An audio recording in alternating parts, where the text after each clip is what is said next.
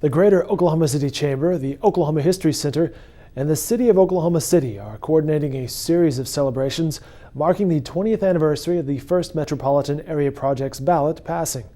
The MAPS program is credited with transforming a stagnant Oklahoma City into a city that is now winning accolades for its downtown, its low unemployment, and quality of life. The following video, created by Ackerman McQueen, was created as part of the celebration and debuted Friday night during a gathering at the Chesapeake Energy Arena. For more coverage, including a special section on the MAPS program, pick up a copy of the Sunday Oklahoman on December 8th.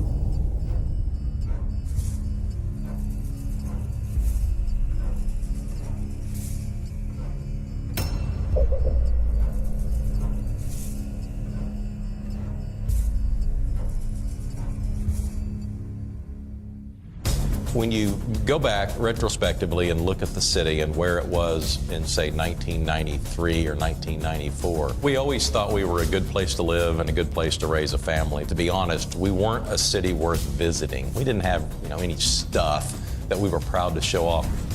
Anytime you traveled, people would say, ask where you're from. I'd say, I'm from Oklahoma City, and I'd get this blank stare. They just had no concept of what Oklahoma was.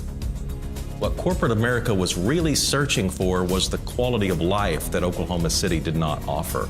MAPS became something to hold on to and rally around, and it was like a rope. It was like, this could be a way out. This could be a way to build something that will change things. When Ron Norick proposed MAPS in '93, and I remember thinking, penny sales tax, sure. Try it, because we were desperate. We were desperate to make something happen. Mayor Norick was the one who really carried the flag and said, let's take a different tack. Let's try to invest in our community as opposed to investing in a company. And so he came up with this inventive, creative package called MAPS. It's a penny on the dollar sales tax for a defined number of years, with the city's promise that they will build projects and hopefully meet or exceed the citizens' expectations.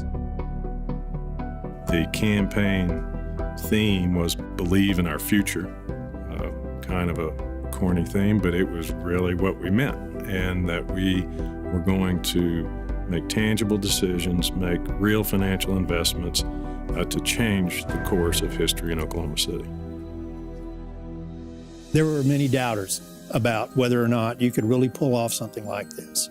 And it wasn't until the first project, which was the ballpark, opened that people really believed it was going to happen. When the people entered that ballpark and saw that beautiful stadium, and saw that green grass, and saw those crisp, beautiful new white uniforms, it was a new day. And the citizens, you could almost feel the exhale and the good feeling that everyone had that, this is good, this is going to work. It's not an exaggeration to say MAPS changed everything. MAPS for Kids, an act of political genius that my predecessor and some other civic leaders were able to put together to bring together in a consensus 24 school districts, an entire city council, and the business community. And so then we worked for 3 years with people around the city that cared about education. Kirk's was a very important election. He had his own impact in terms of taking the city in another direction, and that was his belief that we needed to address the capital needs of the Oklahoma City public school system. And he led us in a brilliant way to get that done.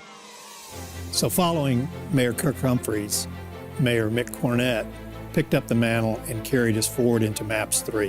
What MAPS 3 has done is continued the momentum of MAPS 1 and MAPS for Kids.